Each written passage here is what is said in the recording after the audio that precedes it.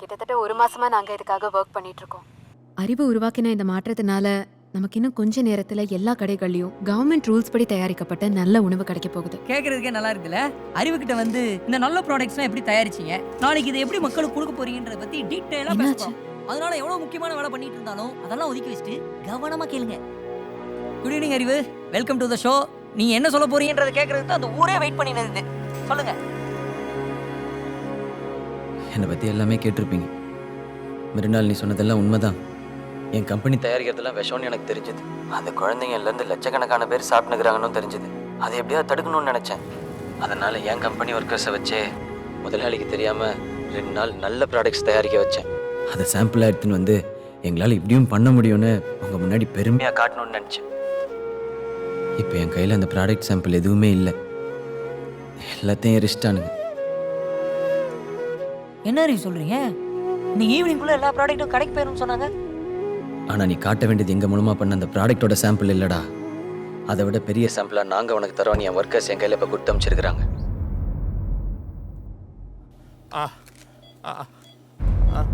அறிவே, இத்தனை வருஷமா முதலாளி சொல்லி தான் வேலை செஞ்சேன். இந்த 2 நாள் நீ சொல்லி வேலை செஞ்ச. இன்னைக்கு கூட வேலைக்கு வரும்போது பழையபடி தப்பு பண்ண போறோமா கவலையாக இருந்துச்சு. கடைசியில் எவனோ என்னமோ பண்ணிட்டு போகிறான்.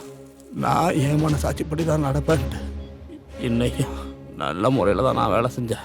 இப்போ தான் மனசு நிம்மதியாக இருக்கு. இதெல்லாம் ஒன்னால தான் அறிவு. இன்னைக்கு 5 முட்டை தானே கலந்தேன். இவ்வளோ நாள் தப்பை தெரிஞ்சு பண்ணிட்டு இருந்தேன். இந்த 2 நாள் பண்ணது அதுக்கு பிராயச்சத்தம் தடன மாதிரி இருந்துச்சு. நல்லது பண்ண இந்த கையால் கெட்டது பண்ணணும்னு தோணலை. அந்த குழந்தைங்க முகம் முன்னாடி வந்து நினைச்சினேன். என் குழந்தைய இருந்தால் நான் அதை கொடுப்பேனே. இன்னைக்கு காலையில் 6வது மூட்டை எடுக்க போகிறப்போ என் கையில் நடிக்கிடுச்சினேன். அதை பாதி ஒதுக்கி வச்சுட்டேன். இன்னைக்கு தயாரித்த பொருள்லையும் எக்ஸ்பைரி டேட் 3 நாள் கம்மியாக போட்டுக்கிறீங்களாண்ணா? அது பிரிண்டிங் மிஸ்டேக் தானேண்ணா? இன்னைக்கு முதலாளிக்கு பயந்து எல்லாம் தப்பாக தான் பண்ணுவாங்கன்னு எனக்கு தெரியும். எக்ஸ்பைரி டேட் கம்மியாக போட்டாலாவது குறைஞ்சது தப்பானதை வாங்கி சாப்பிட்றவங்க எண்ணிக்கை குறையும். 6 நாள் விற்கிறது 3 நாள் மட்டும் விற்கட்டும்னு இப்படி செஞ்சேன். கம்பெனியில் யாருக்காவது தெரிஞ்சிடுச்சுன்னா? எவனோ ஆள்றான், எவனோ போடுறான், எவன் வந்து என்ன செஞ்சிருவான் பார்த்துக்கலாம் தம்பி. நல்லா வேலை செய்யணும்னு மட்டும் நினச்சிட்டு இருந்த ஒர்க்கர்ஸ் நல்ல வேலை தான் செய்யணும்னு மாறினதை என் கண்ணு முன்னாடி பார்த்தேன். நீங்க கொடுத்த ப்ராடக்ட்ஸ் எல்லாம் நான் டெஸ்ட் பண்ணேன். எல்லா ரூல்ஸ் படி தயாரிச்சிருக்காங்க. நீ சரியா பண்ணிருக்க. நீங்க தானே சரியா பண்ணிருக்க. அது கனடியனும் சரியா பண்ணிருச்சுடா. நான் இப்போ சொன்ன 5 பேர் மட்டும் இல்லை, என் கம்பெனியில் வேலை பார்க்குற ஒவ்வொருத்தருமே இன்னைக்கு வேலையை சரியாக பண்ணியிருக்கிறாங்கன்னு நான் தெரிஞ்சுக்கினேன். ஒருத்தன் சொன்னான், கலாம் வந்தா மாறும், கெஜ்ரிவால் வந்தா மாறும், இவனுங்க மாற்றத்துக்காக காத்துனே இருப்பானுங்கன்னு. ஆனால் அவன் தனித்தனியாக மாறினா போதும் இங்கே பெரிய மாற்றத்தை உருவாக்க முடியும்னு என் கம்பெனி ஒர்க்கர்ஸ் எனக்கு நிரூபிச்சிட்டான். நான் மார்க்கெட்டிங்கை வச்சு ப்ராடக்டை சாம்பிளாக காமிக்கணும்னு நினச்சேன். அவங்க மனிதாபிமானத்தை வச்சு நேர்மையை சாம்பிளாக காமிச்சிட்டாங்க. வேலைக்காரங்க மாறினா இங்கே எல்லாத்தையும் மாற்ற முடியும்னு நிரூபிச்சிட்டாங்க. சூப்பர் ப்ரோ, எல்லாரையும் சீரியஸா திங்க் பண்ண வச்சிட்டீங்க ப்ரோ. இப்போ ஒரு காலர் லைன்ல இருக்காரு. ஹலோ, சொல்லுங்க சார். சார், நான் வினோத் பேசுகிறேன். அறிவு கூட தான் வேலை செய்கிறேன். வினோத்ண்ணா சொல்லுங்கண்ணா. நாங்கள் தனித்தனியாக நல்லது பண்ணணும்னு நினச்சிக்கிட்டு இருந்தோம். எல்லாருமா சேர்ந்து நல்லது பண்ணணும்னு சொல்லி அதை நிரூபிச்சிட்டேன். இதுக்கப்புறம் எதுக்கு ஒரு கம்பெனி அதை மறைச்சிட்டு இருக்கிறேன்? நம்ம சப்ரான் கம்பெனி தானே பெருமையை சொல்ல வேண்டியதானே. ஆனால் நாளைக்கு அதுவே உங்களுக்குலாம் பிரச்சனை ஆயிடுச்சுன்னா? எதுக்கு பயப்படுற நீ? நம்ம கூட வேலை செஞ்ச ஒரு ஆள் தானே சிஏஓ ஆக்கியிருக்கோம். ஆதி சார் முதலாளி சீட்டில் உட்காந்ததுக்கப்புறம் புத்தி மாறலாம், வேற மாதிரி யோசிக்கலாம். மாறினா விட்டுருவோமா? இங்க இருந்து தான் நான் போயிருக்கேன். ஏத்தி விட்ட மாதிரியே இறக்கிட மாட்டான் அவனை. என்னண்ணா பப்ளிக்ல ஓப்பனாக பேசுறீங்க? ஆதி சார் கேட்டுன்னு இருப்பாருண்ணா. கேட்டா கேட்கட்டுமே. அப்படி என்ன நம்ம தப்பா பேசிட்டோம்? ஆதி கேக்குதா? நல்லா கேக்குதாடா ஆதி? எனக்கு எல்லாமே ஓகே தான்ண்ணா. ஆனால் இன்னைக்கு ஆதி சார் 3 மடங்கு சம்பளம் ஜாஸ்தி தரேன்னு சொன்னோன்னா நம்ம எல்லாம் கத்துனோம், கை தட்டினோம். கத்தணும் தான். வேலையே போனாலும் பரவாயில்லன்னு 3வது நாள் நல்ல பொருள் தயாரிச்சிருக்கோம். 10 மடங்கு சம்பளம் கொடுத்தாலும் எப்படி நம்ம தப்பு செய்வோம்? சூப்பர்ண்ணா. நான் சாம்பிளுக்காக இவங்களெல்லாம் வச்சு 2 நாள் பண்ண ப்ராடக்ட் தாங்க எரிஞ்சு போச்சு. ஆனால் அவங்க எல்லாம் இன்னைக்கு நேர்மையாக பண்ண ப்ராடக்ட் எல்லாமே இருக்குது. எங்கள் கம்பெனியில் இருக்கிற 1000 பேரும் நாங்கள் பொருளை தயாரிக்கிற ஒர்க்கர் மட்டும் இல்லை, நாங்களும் கன்சியூமர் தான் உணர்ந்ததுனால இன்னைக்கு 1,00,000 பேருக்கு நல்லது பண்ணியிருக்கிறோம். இப்போ கேட்டுக்கிற நீங்கள் 1,00,000 பேரும் நீங்களும் பொருளை வாங்குற கன்சியூமர் மட்டும் இல்லை, நீங்களும் எங்கெங்கேயோ வேற இடத்துல வேலை செய்கிற ஒர்க்கர் தான் உணர்ந்தீங்கன்னா போதும், கோடி பேருக்கு நல்லது பண்ண முடியும். உங்க கம்பெனி ஒர்க்கர்ஸ் பண்ணிட்டாங்க ப்ரோ. ஆனா எல்லா கம்பெனிலையும் இந்த மாதிரி ஒண்ணு எப்படி ப்ரோ பண்ண முடியும்? முடியும். மக்களோட தலையெழுத்தை தீர்மானிக்கிறது அரசியல்வாதி, அரசியல்வாதியோட தலையெழுத்தை தீர்மானிக்கிறது வியாபாரி. அந்த 100 வியாபாரிங்க பண்ற தப்புக்கு நம்மள மாதிரி கோடிக்கணக்கான வேலைக்காரங்க தான் உடந்தே ஆகிறோம். முதலாளி கொடுக்குற காசுக்கு நாம அவனுக்கு தர்றதுதான் வேலை. ஆனா அந்த வேலை கூட எக்ஸ்ட்ராவை ஆட் பண்ணி நாம ஒன்று தர்றோம்ல, விசுவாசம். அதுதான் இங்க எல்லா பிரச்சனைக்கும் காரணம். அந்த விசுவாசம்னு ஒன்று இருக்கிறதுனால தான் அவன் பண்ண சொல்றது சரியா தப்பான்னு கூட யோசிக்காம அதை வேலைன்ற பேர்ல நம்ம செஞ்சுன்னுக்கிறோம். தப்பான முதலாளிக்கு நீ காட்டுற அதீத விசுவாசம், உன்னை நம்புற கன்சியூமருக்கு நீ பண்ற அதீத துரோகம். உன் முதலாளி நல்லவனா இருந்தா அவனுக்கு உயிரை கூட கொடு. அவன் தப்பான முதலாளியா இருந்தா அவனுக்கு கொடுக்காது. இதுக்கெல்லாம் தீர்வு தான் என்ன? இந்த தப்பான முதலாளி காட்டுற விசுவாசத்தை உடைக்கணும். இதுக்கு நீங்க பெருசாலாம் எதுவும் பண்ண வேணாம். சின்னதா ஒரு எதிர்ப்பை காமிச்சாலே போதும். விசுவாசத்தை உடைக்க முடியும்னு எங்க அம்மா எனக்கு சொல்லி கொடுத்துச்சு. என் கம்பெனில 2 நாள் ட்ரையல் பண்ணது, வெறும் துண்டு மட்டுமே போட்டு 5 கம்பெனில விசுவாசத்தை உடைச்சது, இதெல்லாம் அதை வச்சுதான். எங்க சாஃப்ரான் கம்பெனில நாங்க விசுவாசத்தை உடைச்சப்ப என் முதலாளி எப்படி அரண்டான்னு நான் பக்கத்துல இருந்து பார்த்தேன். நீங்களும் பெருசாலாம் எதுவும் பண்ண வேணாம்.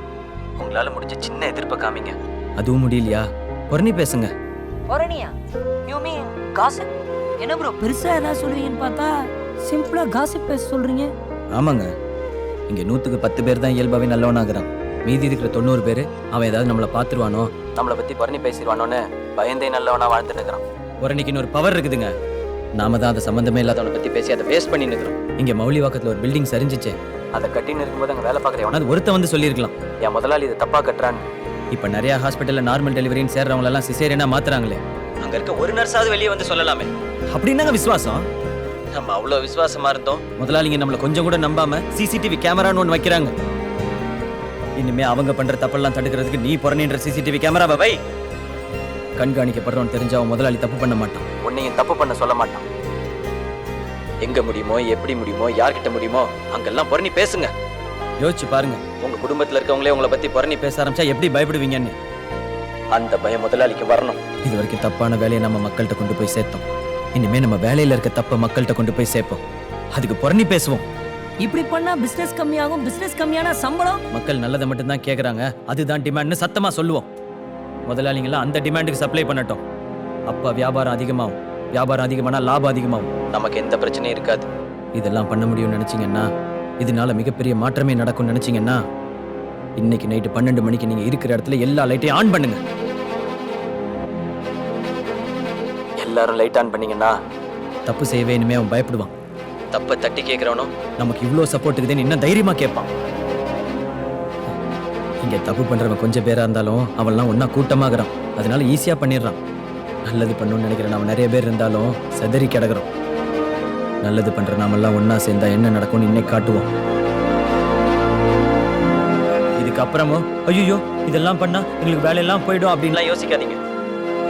இன்னைக்கு எல்லாரும் லைட் போட்டீங்கன்னா நம்மள வேலையை விட்டு தூக்குனா கூட நமக்கு பதிலா ஒருத்தன் கிடைக்க மாட்டான். தேடட்டும், இன்னைக்கு தெரியுற வெளிச்சத்துல அவன் இருட்ட தேடட்டும். நான் இப்ப பேசுறது எவ்வளவு பேர் கேட்டுனுக்கிறீங்கன்னு எனக்கு தெரியல, நைட்டு எவ்வளவு பேர் நான் சொன்னதை பண்ணுவீங்கன்னு எனக்கு தெரியல. ஆனா கடைசியா ஒரே ஒரு விஷயம் மட்டும் சொல்லிக்கிறேன், நான் முட்டாள் இல்ல, நல்ல வேலைக்காரன் நிரூபிக்க எனக்கு 1 மாசம் தேவைப்பட்டுச்சு. ஆனா உங்களுக்கு லைட் போடுற அந்த ஒரு நொடி போதும்.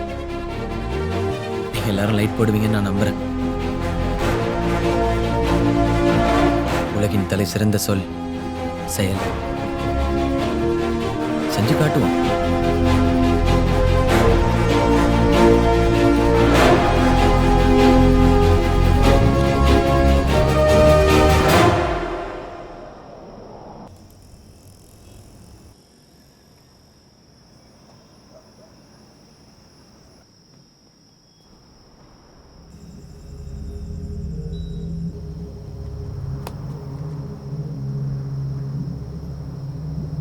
நான் கஸ்தூரி.